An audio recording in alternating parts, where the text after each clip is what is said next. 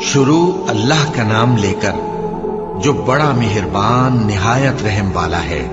طاسین، یہ قرآن یعنی کتاب روشن کی آیتیں ہیں، مومنوں کے لیے ہدایت اور بشارت ہے، وہ جو نماز پڑھتے اور زکوٰۃ دیتے ہیں اور وہ آخرت کا بھی یقین رکھتے ہیں۔ جو لوگ آخرت پر ایمان نہیں رکھتے، ہم نے ان کے اعمال ان کے لیے آراستہ کر دیے ہیں تو وہ بھٹکتے پھر رہے ہیں۔ یہی لوگ ہیں جن کے لیے برا عذاب ہے اور وہ آخرت میں بھی بہت نقصان اٹھانے والے ہیں۔ اور تم کو یہ قرآن اس حکیم و علیم کی طرف سے عطا کیا جاتا ہے۔ جب موسیٰ نے اپنے گھر والوں سے کہا کہ میں نے آگ دیکھی ہے، میں وہاں سے رستے کا پتہ لاتا ہوں یا کوئی شعلہ یعنی ایک انگارہ تمہارے پاس لاتا ہوں تاکہ تم آگ تاپو۔ جب موسیٰ اس کے پاس آئے تو ندا آئی کہ وہ جو آگ میں تجلی دکھاتا ہے بابرکت ہے، اور وہ جو آگ کے ارد گرد ہے، اور اللہ جو تمام عالم کا پروردگار ہے پاک ہے۔ اے موسیٰ، میں اللہ ہوں، عزت والا، حکمت والا، اور اپنی لاٹھی ڈال دو۔ سو جب اسے دیکھا تو اس طرح حرکت کر رہی تھی گویا سانپ ہے، تو پیٹ پھیر کر بھاگے اور پیچھے مڑ کر نہ دیکھا۔ فرمایا، اے موسیٰ، ڈرو مت، میرے پاس پیغمبر ڈرا نہیں کرتے۔ ہاں، جس نے ظلم کیا پھر برائی کے بعد اسے نیکی سے بدل دیا تو میں بخشنے والا مہربان ہوں۔ اور اپنا ہاتھ اپنے گریبان میں ڈالو، بے عیب سفید و روشن نکلے گا۔ ان 2 معجزوں کے ساتھ جو 9 معجزوں میں داخل ہیں فرعون اور اس کی قوم کے پاس جاؤ کہ وہ بدکردار لوگ ہیں۔ پھر جب ان کے پاس ہماری روشن نشانیاں پہنچیں تو کہنے لگے یہ کھلا جادو ہے، اور بے انصافی اور غرور سے ان کو ماننے سے انکار کیا، جبکہ ان کے دل ان کو مان چکے تھے۔ سو دیکھ لو کہ فساد کرنے والوں کا انجام کیسا ہوا۔ اور ہم نے داؤد اور سلیمان کو علم بخشا، اور انہوں نے کہا کہ اللہ کا شکر ہے جس نے ہمیں اپنے بہت سے مومن بندوں پر فضیلت دی۔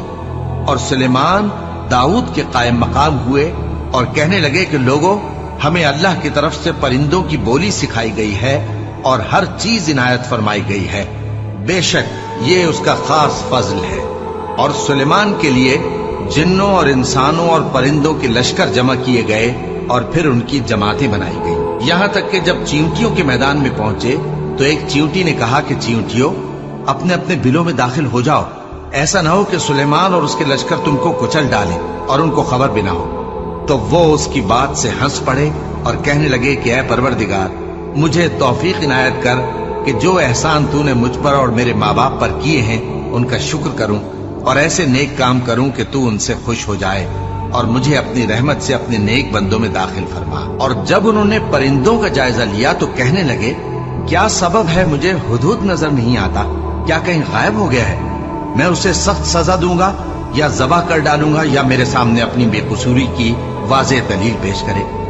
ابھی تھوڑی ہی دیر ہوئی تھی کہ ہدہد آ موجود ہوا اور کہنے لگا کہ مجھے ایک ایسی چیز معلوم ہوئی ہے جس کی آپ کو خبر نہیں، اور میں آپ کے پاس ملک سبا سے ایک یقینی خبر لے کر آیا ہوں۔ میں نے ایک عورت دیکھی کہ ان لوگوں پر حکومت کرتی ہے اور ہر چیز اسے میسر ہے، اور اس کا ایک شاندار تخت ہے۔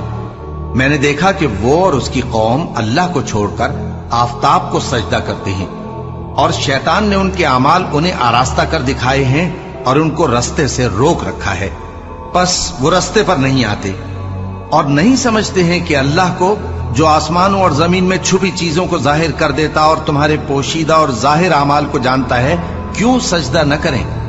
اللہ کے سوا کوئی عبادت کے لائق نہیں، وہی عرش عظیم کا مالک ہے۔ سلیمان نے کہا اچھا، ہم دیکھیں گے تو نے سچ کہا ہے یا تو جھوٹا ہے۔ یہ میرا خط لے جا اور اسے ان کی طرف ڈال دے، پھر ان کے پاس سے ہٹ جانا اور دیکھنا کہ وہ کیا جواب دیتی ہیں۔ ملکہ نے کہا کہ دربار والو، مجھ تک ایک نامہ گرامی پہنچایا گیا ہے، وہ سلیمان کی طرف سے ہے، اور مضمون یہ ہے کہ شروع اللہ کا نام لے کر جو بڑا مہربان نہایت رحم والا ہے، بعد اس کے یہ کہ مجھ سے سرکشی نہ کرو اور مطیع و فرما بردار ہو کر میرے پاس چلے آؤ۔ خط سنا کر کہنے لگی کہ اے اہل دربار، میرے اس معاملے میں مجھے مشورہ دو، جب تک کہ تم حاضر نہ ہو اور صلاح نہ دو میں کسی کام کا فیصلہ نہیں کیا کرتی۔ وہ بولے کہ ہم بڑے زوراور اور سخت جنگجو ہیں، اور حکم آپ کے اختیار میں ہے، تو جو حکم دیجیے گا اس کے انجام پر नजर कर लीजिएगा। उसने कहा कि बादशाह जब किसी शहर में दाखिल होते हैं तो उसको तबाह कर देते हैं और वहां के इज्जत वालों को जलील कर दिया करते हैं, और इसी तरह ये भी करेंगे। और मैं इनकी तरफ कुछ तोहफा भेजती हूँ और देखती हूँ कि कासिद क्या जवाब लाती है। बस जब कासिद सुलेमान के पास पहुंचा तो सुलेमान ने कहा, क्या तुम मुझे माल से मदद देना चाहते हो? सो जो कुछ अल्लाह ने मुझे अता फरमाया है वो उससे कहीं बेहतर है जो तुम्हें दिया है। हकीकत यह है कि अपने तोहफे से तुम ही खुश होते होगे। उनके पास वापस जाओ, अब हम उन पर ऐसे लश्कर लेकर हमला करेंगे जिनके मुकाबले की उनमें ताकत न होगी, और उनको वहां से बेइज्जत करके निकाल देंगे और वो जलील होंगे। सुलेमान ने कहा कि ऐ दरबार वालों, कोई तुम में ऐसा है कि कबल इसके कि वो लोग फर्माबरदार होकर हमारे पास आए, मलिका का तख्त मेरे पास ले आए? जिन्नात में से एक कवि हैकल जिन ने कहा कि कबल इसके कि आप अपनी जगह से उठें, मैं उसको आपके पास ला हाजिर करता हूं और मुझे इस पर कुदरत भी हासिल है और अमानतदार भी हूं। एक शख्स जिसको किताब इलाही का इल्म था कहने लगा कि मैं आपकी आंख के झपकने से पहले पहले उसे आपके पास हाजिर किए देता हूं। जब सुलेमान ने तख्त को अपने पास रखा हुआ देखा तो कहा कि ये मेरे परवरदिगार का फजल है ताकि मुझे आजमाए कि मैं शुक्र करता हूं या कुफरान नेमत करता हूं। और जो शुक्र करता है तो अपने ही फायदे के लिए शुक्र करता है, और जो नाशुक्री करता है तो मेरा परवरदिगार बेनियाज है, करम करने वाला है। सुलेमान ने कहा कि मलिका के इम्तिहान अक्ल के लिए उसके तख्त की सूरत बदल दो, देखें कि वो सूझ रखती है या उन लोगों में से है जो सूझ नहीं रखते। फिर जब वो आ पहुंची तो पूछा गया कि क्या आपका तख्त भी इसी तरह का है? उसने कहा कि ये तो गोया हू बहू वही है, और हमको इससे पहले ही सुलेमान की अजमत और शान का इल्म हो गया था, और हम फर्माबरदार हैं। और वो जो अल्लाह के सिवा दूसरों की परस्तिश करती थी, सुलेमान ने उसको उससे मना किया कि वो काफिरों में से थी। उसके बाद उससे कहा गया कि महल में चलिए। जब उसने उसके फर्श को देखा तो उसे पानी का हौज समझा और कपड़ा उठाकर अपनी पिंडलियां खोल दी। सुलेमान ने कहा, ये ऐसा महल है जिसके नीचे भी शीशे जड़े हुए हैं। वो बोल उठी कि परवरदिगार, मैं अपने आप पर जुल्म करती रही थी और अब मैं सुलेमान के साथ अल्लाह रब्बुल आलमीन पर ईमान लाती हूँ। और हमने समूद की तरफ उनके भाई स्वालेह को भेजा कि अल्लाह की इबादत करो, तो वो दो फरीक होकर आपस में झगड़ने लगे। स्वालेह ने कहा कि ऐ कौम, तुम भलाई से पहले बुराई के लिए क्यों जल्दी करते हो और अल्लाह से बख्शिश क्यों नहीं मांगते ताकि तुम पर रहम किया जाए?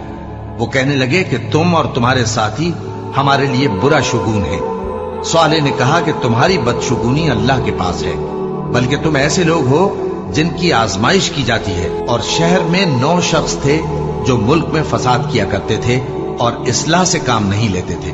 कहने लगे कि अल्लाह की कसम खाओ कि हम रात को इस पर और इसके घर वालों पर शबखून मारेंगे, फिर इसके वारिसों से कह देंगे कि हम तो इसके घर वालों के मौके हलाकत पर थे ही नहीं और हम सच कहते हैं। और वो एक चाल चले और हमने भी एक तदबीर की और उनको कुछ खबर न हुई। तो देख लो कि उनकी चाल का अंजाम कैसा हुआ।